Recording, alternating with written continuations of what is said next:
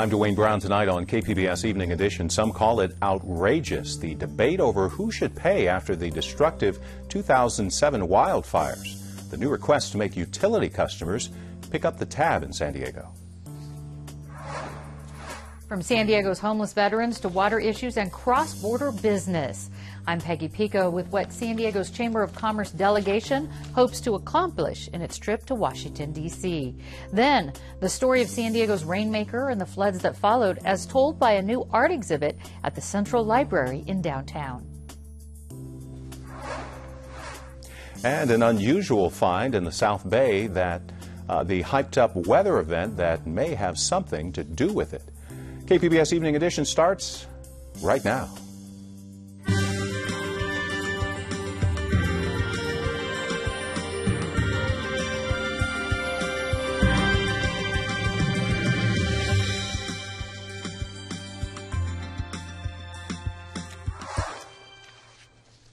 Hi, good evening. Thanks for joining us. A surprise power shakeup on Capitol Hill. House Speaker John Boehner announced he is stepping down at the end of next month, giving up his leadership post and his seat in Congress. He says it was clear his leadership turmoil would do damage to the House.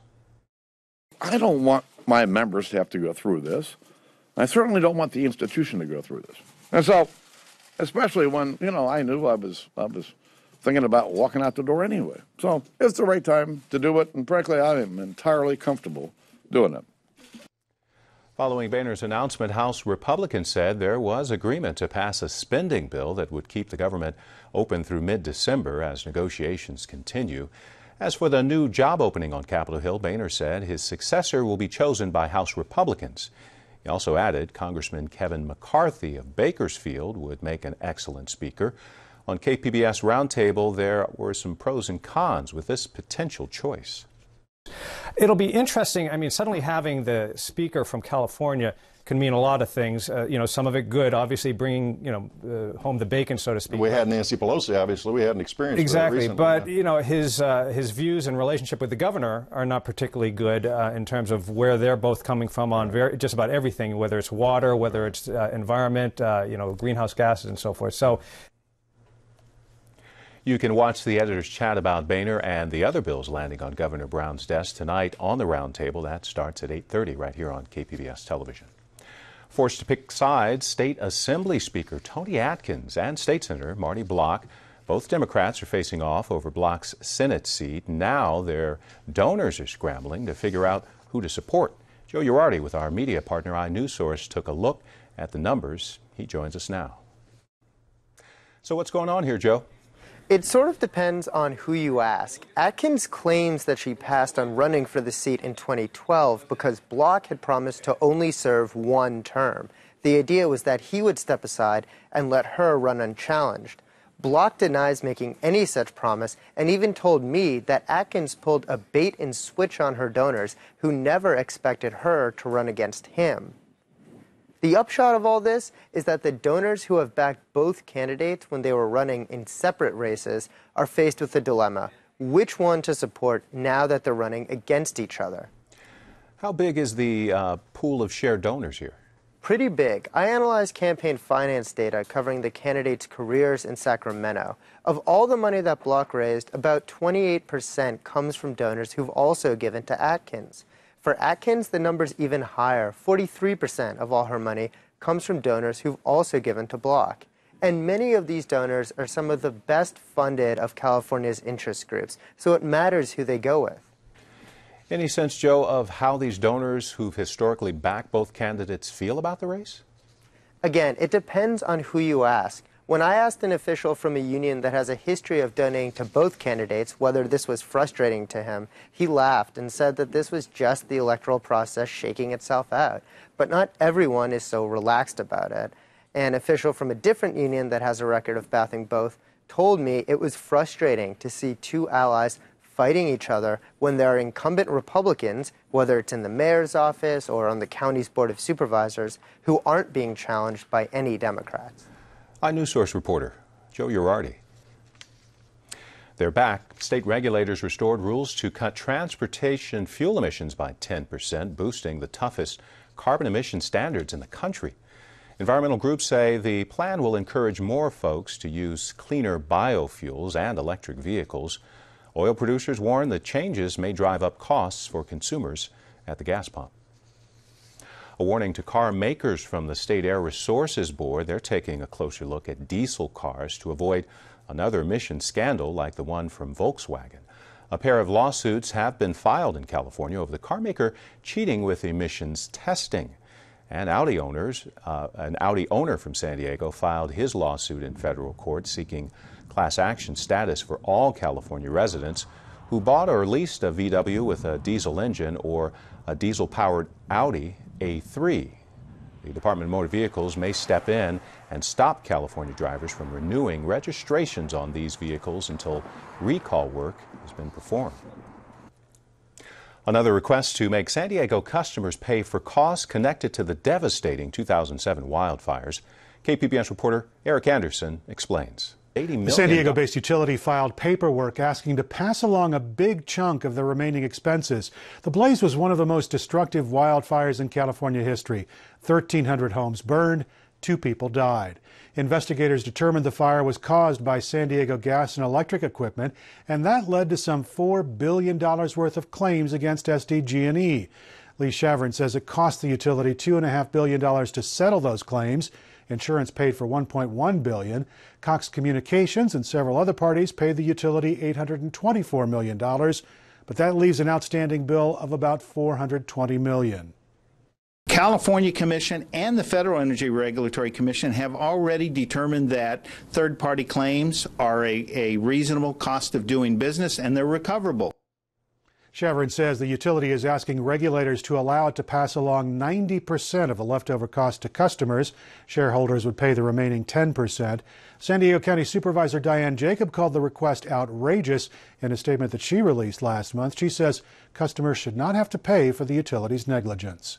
Eric Anderson, KPBS News. Navy SEALs are ready to open their doors to women. The SEALs commander is making the recommendation with some caveats. He says women will have greater risks of injury and the service will be pressured to adjust or even lower standards for the jobs. A papal state of mind in New York. At the United Nations, the pontiff called on world leaders to take action on issues like climate change and poverty. Minutes after the historic address, UN leaders adopted an ambitious plan to tackle climate change. Pope Francis led an interfaith service at Ground Zero after praying before the waterfall pools where the Twin Towers once stood. He met with family members of the victims. He called for the world to build unity from its differences.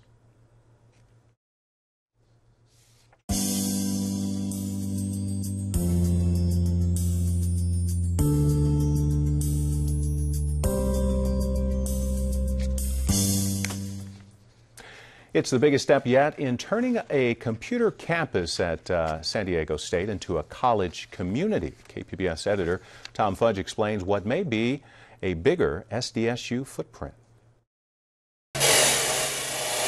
There's a construction project on the corner of College and Montezuma that's hard to miss. On one hand, it's going to be a place for students. Well, it doesn't hurt that it provides 600 to 800 beds of student housing. That's what pays the bills. This is actually the entry lobby for student housing. Bob Schultz is San Diego State's chief architect and the point man on the development. But frankly, the point is to build a kind of town-gown campus community that doesn't exist anymore or has never existed within walking distance. Aside from student housing on the upper floors, South Campus Plaza will have 35,000 square feet of retail space, as many as 6 restaurants and a Trader Joe's market. It has an attached patio garden that looks over the campus green. Schultz says the Trader Joe's will serve a community that has no decent market within walking distance. But the other thing I think is maybe even bigger for the development in particular is we think that particular tenant is going to be a traffic draw that will support all the rest of the retail. San Diego State's transition from a car-centric commuter campus to a place where many more students walk and bike to class owes something to the creation of a campus trolley station construction of an attractive student union where students like to hang out, and a boom in apartment building. Today, Schultz estimates about a third of SDSU students, around 10,000, live within a half-mile of campus. Jose Reynoso, chair of the College Area Community Planning Board, says he wants the college area to be a good place to live, but also a destination with an attractive campus town ambience. He recalls his days in the Bay Area. My wife and I, we lived in Piedmont. We would drive up to Shattuck Avenue in Berkeley, and there's some nice restaurants. We'd have dinner, especially when my in-laws would go visit from San Diego, and then we'd walk on the UC Berkeley campus. There's no reason that can't happen here.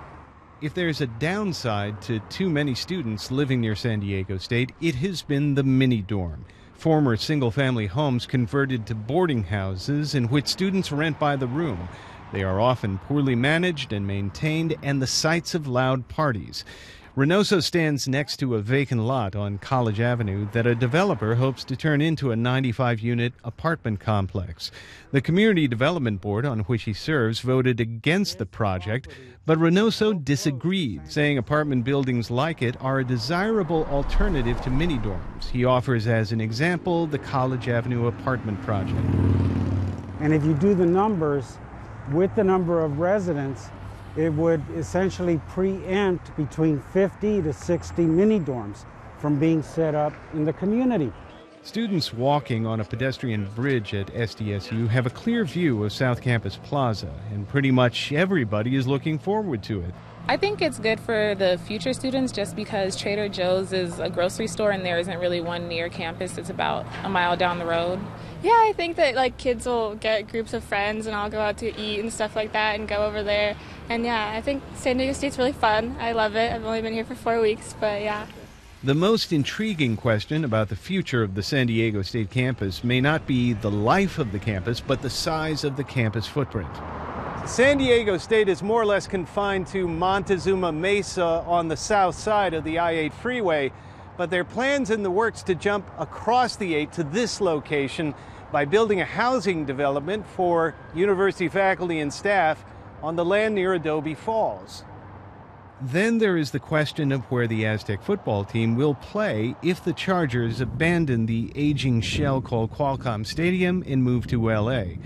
San Diego Union Tribune business columnist Dan McSwain says the best use of the land would be an expansion of SDSU.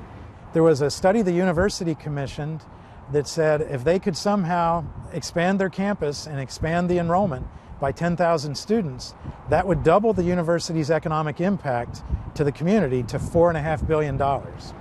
That expansion could include a collegiate-sized football stadium, where? Right in the Qualcomm Stadium location next to other university buildings. And the great thing about this location for a university is it's 3 trolley stops away from the campus. A campus expansion of that scale may now only exist in the imagination. But Bob Schultz says whatever happens in the future, SDSU has plenty of time to make plans. We are a long-term institution. There aren't very many places that make plans for 30, 50, 100 years. Universities are one of the very few that do. Tom Fudge, KPBS News. KPBS video journalist Katie Shulov helped produce that story. San Diego goes to Washington. The Chamber of Commerce is delivering a wish list to D.C. lawmakers. As Peggy Pico explains, the agenda covers everything from water issues to cross-border security. This is the 9th annual trip to the nation's capital for the 150-member delegation from San Diego and Baja California. The team will meet with senators, congressmembers, federal agencies, and the military. Here with the details are San Diego's Chamber of Commerce President and CEO, Jerry Sanders, and City Councilman David Alvarez. And Jerry, the D.C. delegation includes mayors of Tijuana and Tecate. What will your focus be on as far as cross-border issues? Our main focus will be on Otay 2. A brand new cross-border inspection area, one that we think could actually be binational, where both Mexican and U.S. customs officers work together in the same area to do the job. And what about for you, David? What's your top priority going to be in D.C.? Well, absolutely. Cross-border will be one of the top priorities. Water will be another priority. In addition to homelessness, which we're seeing a rise here in San Diego, we want to make sure we get the federal government to look at San Diego as a way to help with solutions. So those are the top 3 priorities. And I'll come back to that, but I want to talk to you, Jerry, about the water roundtable. I know that's going to be one of the high points of this trip. It's focusing on a water bill, I understand. At least that's one part of it, right? Introduced by California senators? Right. California State Senator Feinstein has got a Drought Relief Act, and we'll have a water roundtable that'll include CWA, Maureen Stapleton, include mayors. It'll talk about new sources of water that San Diego's developed on its own without funding from anybody else. It'll talk about the Pure Water Project that Councilmember Alvarez is so involved in. And it'll also talk about new sources of water that we think are incredibly important. And is there a business element to this, or just in general for the whole city? Business depends on a reliable water source. Biotech cannot do the trials that they need to do if they don't know they have water. Qualcomm can't do its work without water, so it's incredibly important to business. And David, getting back to the homelessness issue here in San Diego, the goal to end veteran homelessness has actually been extended, the one to end it by the end of the year. San Diego has one of the highest number of homeless veterans in the country. So what is the delegation actually going to be asking the federal agencies or the federal personnel there to do? Well, there's about 10,000 homeless in the last count that we did here in San Diego.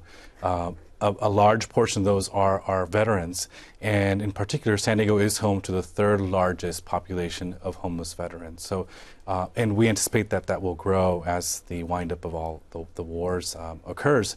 So we want to be focused on the Veterans Assistance Programs for homelessness to prevent homelessness. We've got to make sure that the funding formulas that Housing and Urban Development Department uses to give us the funds, the vouchers to do that work increases, or at the minimum is equitable to San Diego as it is to other parts of the country. And as you mentioned, Jerry, this is the 9th time the Chamber has led a local delegation to Washington. I think about your 6th time that you've been involved in it. What has been accomplished by this in the past? Well, you've seen tremendous growth in border infrastructure. Through this trip, we're able to get Phase 2 and Phase 3 of San Ysidro funded. We now have almost a cross-border terminal for the airport. We've also seen some improvements in Otay, and we'll see improvements in Otay too. And then we also got federal funding for much of 905 that goes along the border, which was incredibly important to truck traffic down there.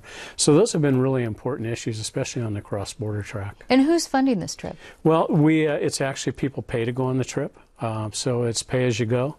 And then we have a hotel that's kind of the central location for a lot of our meetings, but we're also all over the Capitol. All right, Chamber of Commerce President Jerry Sanders and City Councilman David Alvarez, thank you. Thank you. Things are looking up for SeaWorld and its plans to expand. A staff report from the California Coastal Commission recommends allowing the park to double the size of its San Diego Orca facility with certain conditions, including a promise to never take killer whales from the wild. This comes after thousands of letters opposed the plan. The Commission's board will vote on the plan next month. There's been lots of talk about the El Nino weather pattern expected this winter. Now, a sighting of spotted jellyfish in the South Bay may provide another sign our ocean is unseasonably warm, producing life rarely seen in San Diego. These are actually moon jellies, and you can actually touch them. So here, let me lower it for you. Do you want to reach in there and touch the top right there? Just touch gently. There's lots to see at the Living Coast Discovery Center in Chula Vista, from the massive California moray eel with its mouthful of sharp teeth to the opal eye rudderfish that changes colors depending upon the time of day. But the latest attraction has even the kids oohing and awing. Australian spotted jellyfish, common in the warmer western Pacific, but recently discovered by a volunteer at a pier in Chula Vista. So it is kind of unusual that all of a sudden we are seeing them over on the eastern side of the Pacific Ocean here in San Diego. Why they're showing up here is unknown, but some scientists believe the El Nino effect may have something to do with it. The currents in the ocean change a lot during El Nino years, and those currents oftentimes are pushed up from Mexico instead of down towards Mexico. And because of that, we get warmer waters, typically in El Nino years. Spotted jellies are also a threat to the local ecosystem because they can filter 13,000 gallons of water a day, sucking up vital nutrients other sea life feed on. Unlike the last rare sighting of black jellies we showed you 3 years ago in San Diego, this species isn't considered dangerous to people, but can produce a mild sting if touched. It's not fatal, not dangerous. It does just leave kind of a nasty little sting behind. The Living Coast Discovery Center is providing special behind-the-scene tours of the spotted jellyfish for visitors who call in advance. The tale of the rainmaker and another drought in San Diego. City leaders got more than what they bargained for. Peggy Pico says it inspired a new exhibit at the Central Library. San Diego city leaders hired rainmaker Charles Hatfield to seed the clouds with his special formula during the 1915-16 drought. Whether he was effective or if it was just a coincidence, no one knows for sure, but the rain and floods that followed were devastating to San Diego. Hatfield's story is the inspiration for the rainmaker exhibit now on display at the San Diego Central Library.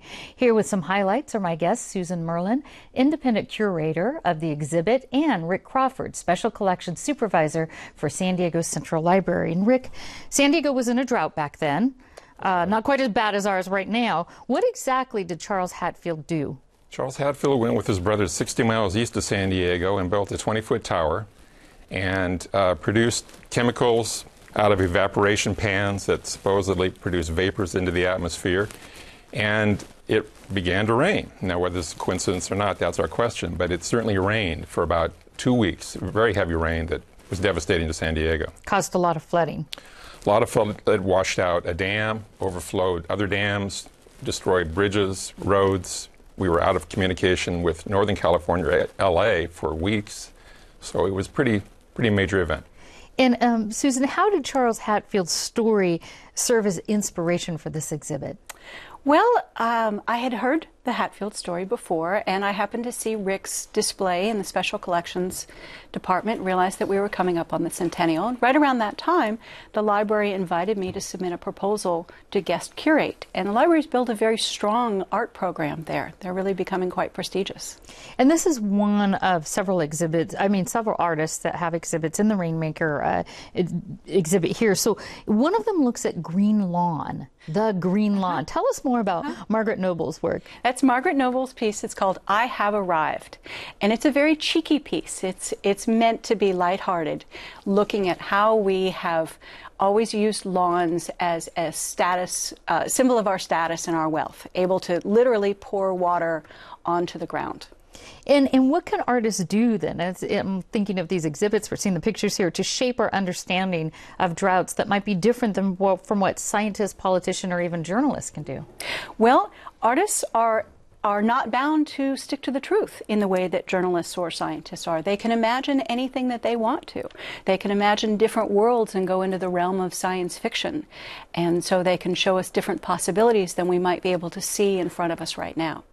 But this exhibit, there are facts in it. And in fact, Michael Field photographed actually has some of those facts to talk about. Tell us more about him. Yes, Michael's terrific. Michael works for the Natural History Museum, and he loves the desert. He spends a lot of time there, and he's very familiar with what's called ancient Lake Cahuilla. And that was a lake that was 6 times the size of the present Salton Sea, was 100 miles long.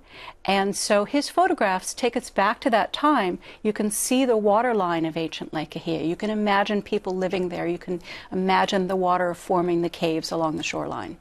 And Charles, Rick, getting back to Charles, I want to say Hatfield, has the city ever actually ever thought of maybe doing this again since it worked? Well, we don't know that it worked. We don't know that it worked. We don't know that it did, and at the time it was kind of a low-risk project because he offered to fill it for Lake Morena for $10,000. If it didn't work, he wouldn't be paid. So they were anxious to try. Whatever happened to Charles? Charles continued to rainmake, for many, many years, into the 20s, into the 30s. Eventually, he went back to sewing machine sales. Okay, and Susan, we'll have to end on this. Why do you think people should go to this exhibit, especially with what we're dealing with the drought right now and climate change and a lot of focus on our environment and, as I said, the drought? Well, there are a few reasons. One is to take a longer view of where we are in the drought right now and to think about how cycles of drought and flooding are normal And so to get out of that short-term, immediate focus and emergency thinking and think more longer term. So that is one reason. Another is just to see some beautiful art.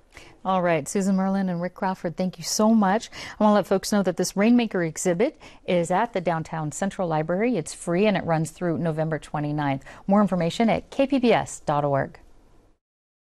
I'm Judy Woodruff. On the next news hour, what's at stake as the president of China comes to the White House? That's Friday on the PBS NewsHour.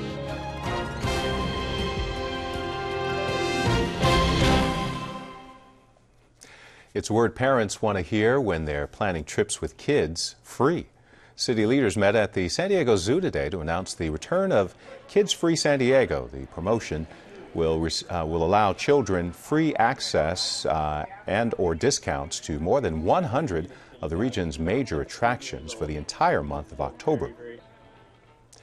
Many of the offers do require a paying adult with each child admission. The offers are listed at sandiego.org. Another hot weekend on tap for San Diego. National Weather Service says high pressure will push temperatures between 7 and 15 degrees above normal. Along the coast, we're looking at mostly 80s and much warmer inland. You'll see 90s there right through Monday. And then for the mountain areas, a little cooler if you're heading up to Julian, 80s. Triple digits expected in the desert. You can find tonight's stories on our website, kpbs.org. Good night.